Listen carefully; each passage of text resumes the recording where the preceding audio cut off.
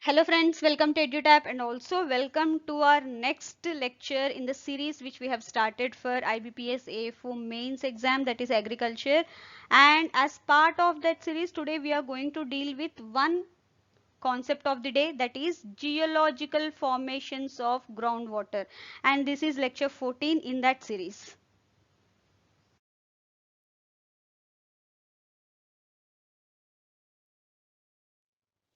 So friends, there's one more important announcement today. So we at EduTap, we are bringing to you a festival bonanza for this Diwali, that is Diwali 2020. And for that, we are offering a whopping flat 40% off on all courses. And the code is festive, FESTIV, festive 40. And this particular festival bonanza is valid till 15th November 2020 only. For other details, you can visit our site www.edutap.co.in, and to buy the courses, you can visit www.courses.edutap.co.in.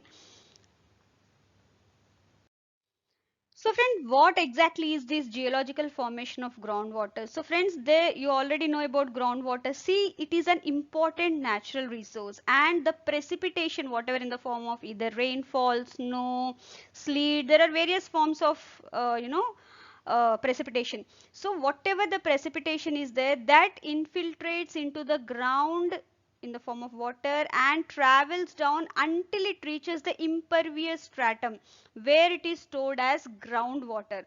Now this is stored in the pores present in the geological formations such as soil, rock, sand, etc. So based on the type of formation of these geological structures, there are four types of geological formations of groundwater, and they are aquifers, aquithards, aquicludes, and aquefuges. So we'll be going through each of these terms in detail now.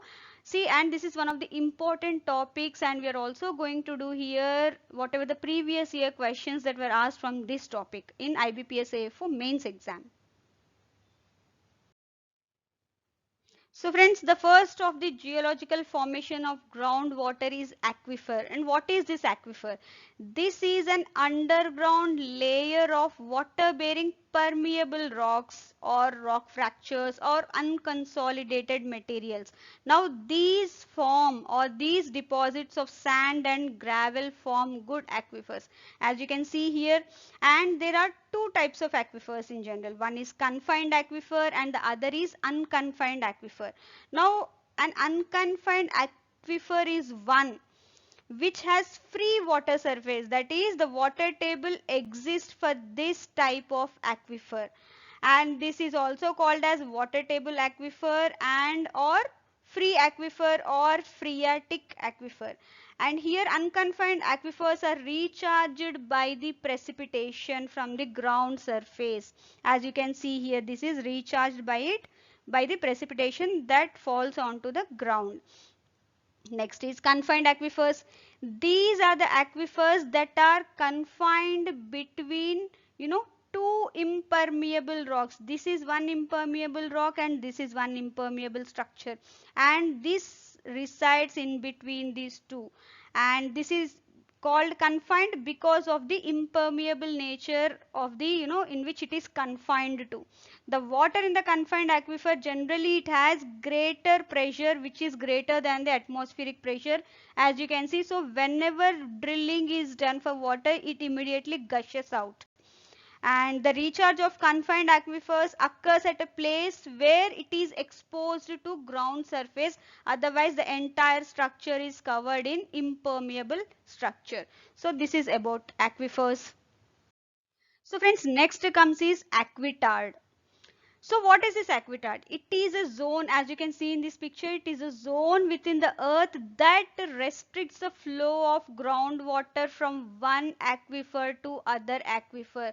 So this is something which is impermeable, and it comprises layers of either clay or something non-porous, because of which the water cannot move from one aquifer to the other aquifer.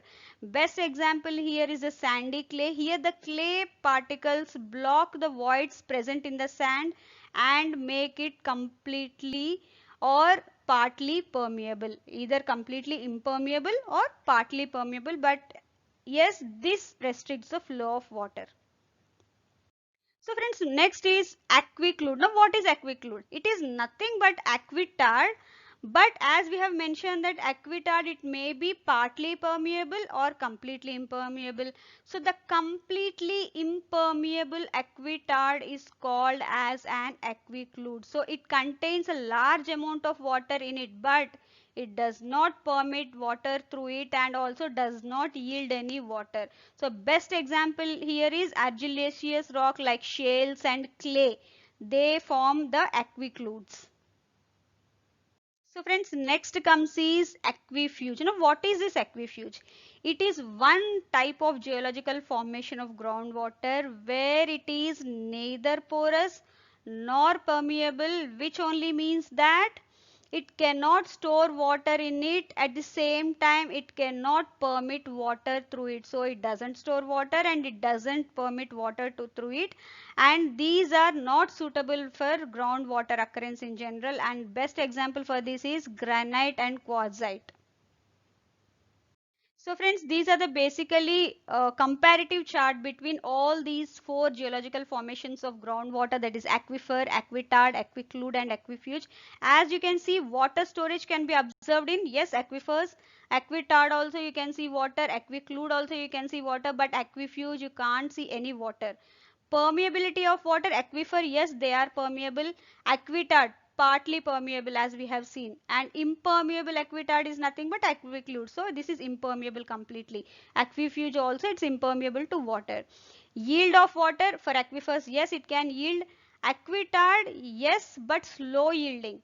Aquiclude, it does not yield because of its impermeable nature. At the same time, aquifuge also, it cannot yield water because of its impermeable nature. And examples of aquifers: sand, gravel; aquitard, sandy clay; aquicludes, it completely clay in structure; and aquifuges, compact rocks such as granite, basalt, etc. So friends, this was the question that was asked in A4 mains 2019-20, I think, and the question was geological formation which is neither porous nor permeable, and there are no interconnected openings, hence it cannot transmit water. What is that geological formation called? Just now we have done that. The correct answer here is aquifuge. As we have seen, zero permeability and zero, it's neither porous nor permeable, and also it doesn't have, it can't store water and it won't allow any water to pass through it. Yes, it is aquifuge.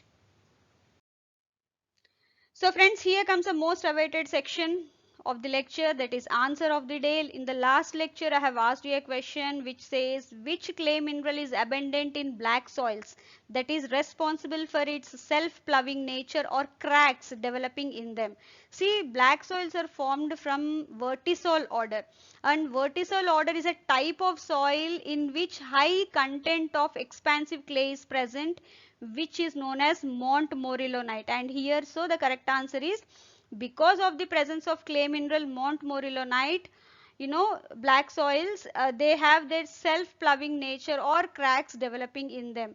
And here vertisols is the word, it comes from Latin verto, turn, which are clay rich soils and that contain expansive clay that shrinks and swells dramatically. That is, whenever there is water, they immediately swell, and when there is dry condition, then immediately they shrink, and also because of that they develop cracks in them. So friends, question of the day here for today's lecture is which seed cake has the highest phosphorus content? See, seed cakes generally they are used as concentrated organic manures for various crops, and one of those seed cakes has the highest phosphorus content. And what is that seed cake?